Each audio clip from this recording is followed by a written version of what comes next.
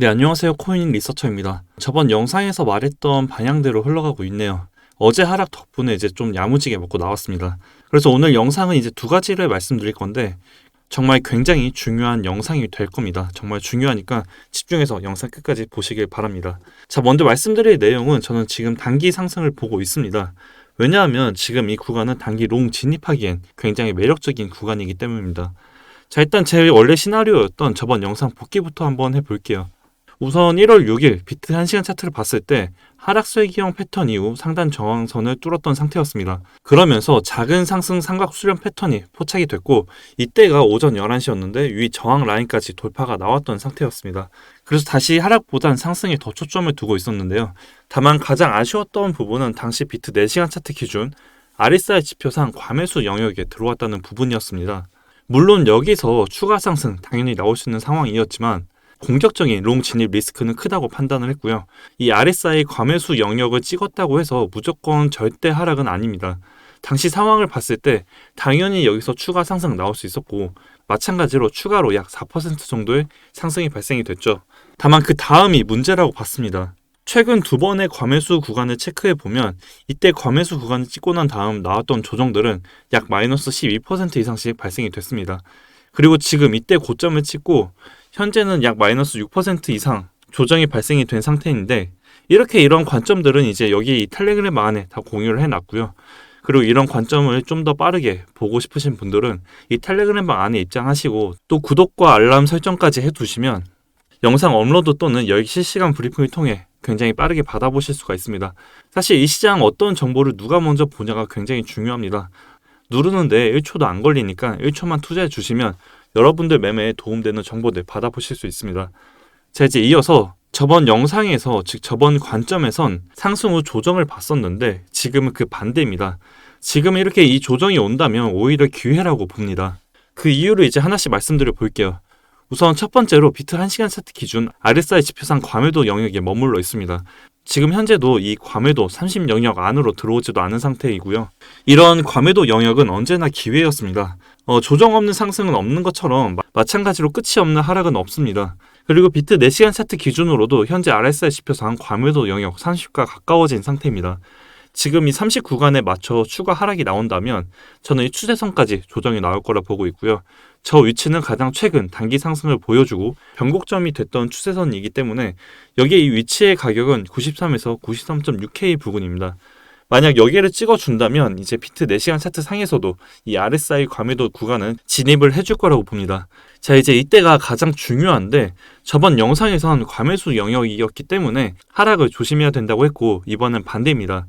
반대로 과매도 구간이기 때문에 이제부터는 좀 슬슬 반등에 대한 대비를 해야 합니다.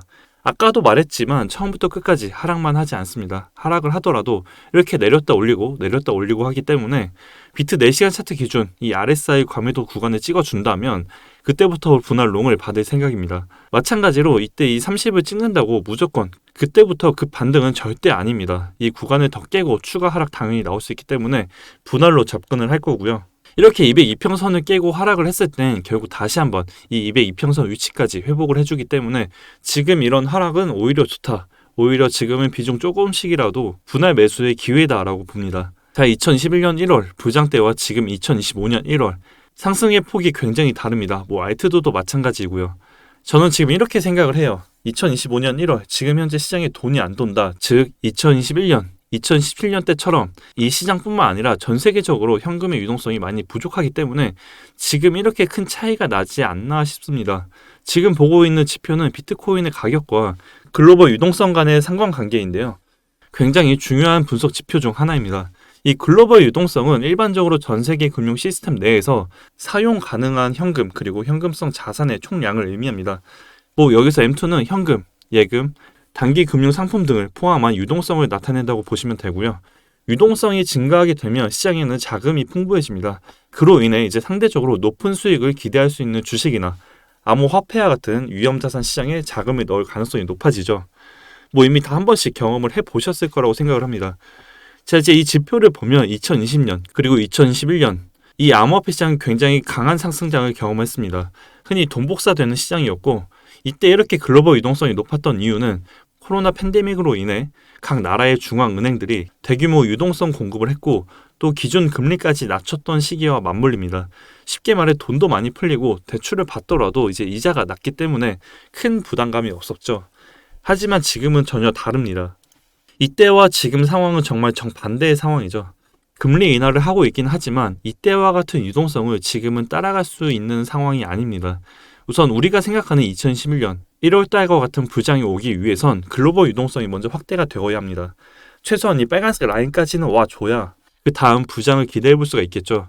이 빨간색 라인은 2017년 때의 부장 그리고 2020년 초 코로나가 심해지기 시작했을 때의 위치와 동일합니다. 그리고 저 때가 어떻게 보면 당시 상승장의 저점의 위치였고 이때를 시작으로 우리가 겪었던 부장을 보여줬죠. 우선 이런 부분들이 이제 해결이 된다면 자연스럽게 유동성은 늘어날 거라고 봅니다. 이제 오늘 영상 정리를 하자면 비트 4시간 차트 기준 RSI 과매도 영역까지 얼마 남지 않았습니다. 여기를 찍는 순간부터 분할 롱 진입하고 하락은 오히려 기회이고 지금 이렇게 저조한 상승을 보이고 있는 이유는 글로벌 유동성이 2021년 때와 비교를 해봤을 때 한참 못 미치는 상황입니다. 이게 해소가 좀 되어야 우리가 생각하는 부장이 올 거라고 보고요. 그 유동성은 최소한 이 빨간색 라인까지 올라와야 합니다. 여기까지 올라왔을 때가 우리가 겪었던 부장 초입의 시기였습니다. 자, 이제 여기까지가 오늘의 영상 내용이었고요. 다음 영상도 여러분들에게 많은 도움이 될 수 있는 내용 준비해 찾아뵙겠습니다. 오늘 영상이 도움이 되셨다면 구독, 좋아요, 댓글 한 번씩 부탁드릴게요.